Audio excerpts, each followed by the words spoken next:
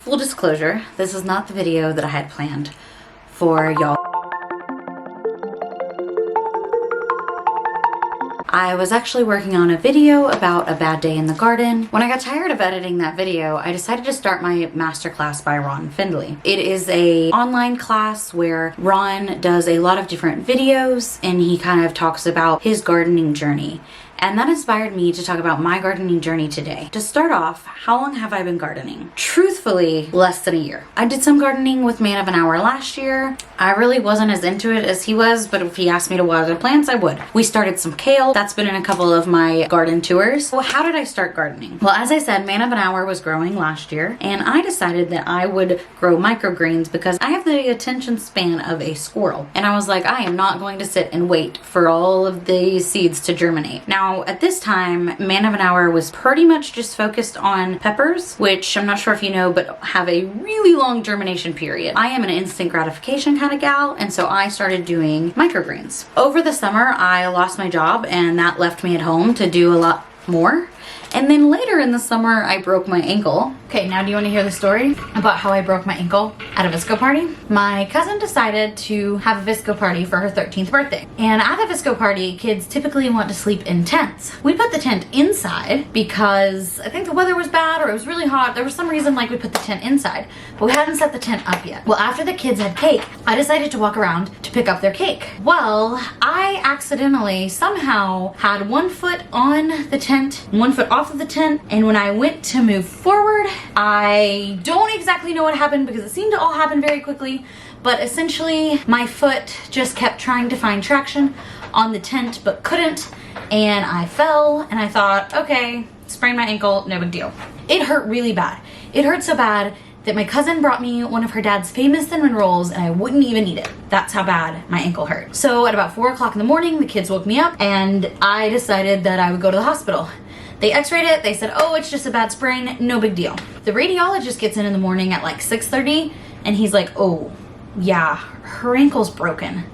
And I will put a picture of the x-ray up here, but I essentially broke a very unique piece where your tibia meets your ankle, and I broke a piece off of my tibia. And that's how I broke my ankle at a Visco party. In late August, and I didn't start driving on my own again until about December. So not only had I lost my job, but I was also stuck at home unless I wanted to take an Uber everywhere because of my broken ankle. I broke my right ankle and I drive a standard car. I was not working or running and I really needed something to do. I started by baking bread. And as I was baking bread, I had a sourdough starter and it was going well, and I do occasionally bake bread. It started to get colder, and as it got colder, the bread would not rise. Because the bread would not rise, I was like, okay, this isn't fulfilling me anymore. I can't get things to work the right way. So I asked Man of an Hour to build me a garden bed once I was in a boot and could walk outside. He built me a garden bed, and the first things I planted were spinach and broccoli, probably some more kale. And then I found out about the magic of radishes. And I truly believe that radishes are the #1 thing that got me to continue gardening. Radishes are ready in about 30 days. It is too hot right now in the DFW Metroplex Zone 8A to grow radishes. However, I have a ton of radish seeds that I definitely will be growing next year. Around the same time, I joined the community garden. This is something Man of an Hour and I had actually been on the list to do for months. Of course, I broke my ankle right before I was supposed to start volunteering, so I did miss a couple of the volunteer days. And then I was able to adopt a plot once my ankle was no longer broken. That's actually the first few drives I did were actually to and from the community garden plot. The city I live in does have a community garden, and it's a really great place, and 50% of what we produce is donated to the community. What I personally gained here is more knowledge, and I truly did not have any of this garden knowledge before. You know what I've realized? There are some gardeners out there that are very specific about how they do things, but my mentor was kind of somebody who was like, try it. If it works, it works. If it doesn't, it doesn't. that is how I really think I fell in love with gardening. I now look at gardening as a huge experiment. As I started getting more into gardening, I started watching a ton of YouTube videos.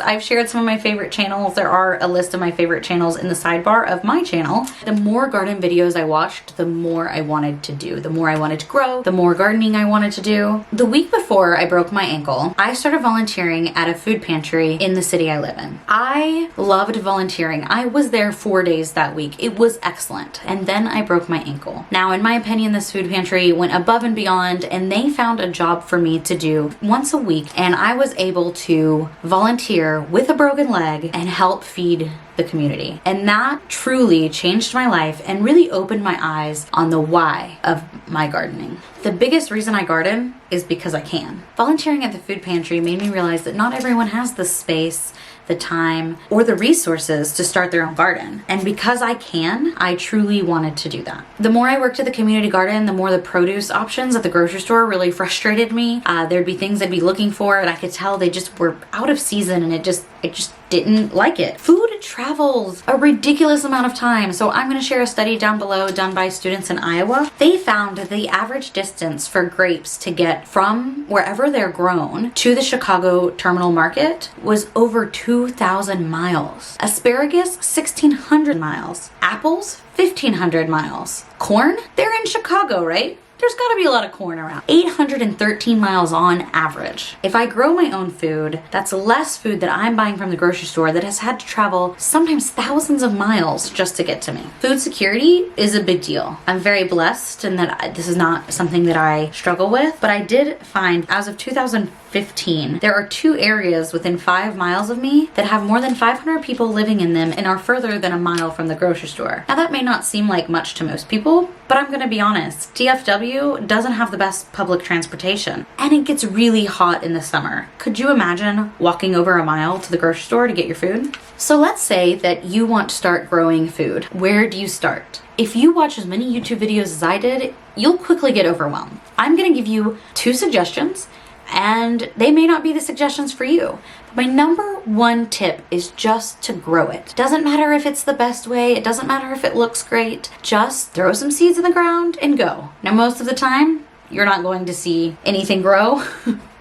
However, with a few quick tips, you can. Tip number 1, buy seeds. If you do not have any seeds right now, please leave a comment below and I will send you some seeds that I have. They'll most likely be radishes because I have a lot of radish seeds, and I'm telling you, they're one of the easiest and fastest growing. Maybe I'll throw some kale in there too. Then you're going to need a 5-gallon bucket of sorts. There are some things you can definitely grow in pots, but I recommend a 5-gallon bucket just because it's $4 from Home Depot. Now here's where the biggest cost is going to happen. It is your soil. You can buy a bag of soil that will fill about 2 buckets for $7 at Home Depot. You may also look to see if there are any resources or anywhere near you of people getting rid of soil. One day I can tell y'all all about my worm composting, but I haven't been successful in creating a lot of compost yet. My best recommendation is to buy that $7 bag of soil. Hopefully you have a drill. You want to drill some holes in the bottom of your bucket. Then you're going to fill your bucket with soil. Don't worry, it doesn't fall out. I still haven't figured out how,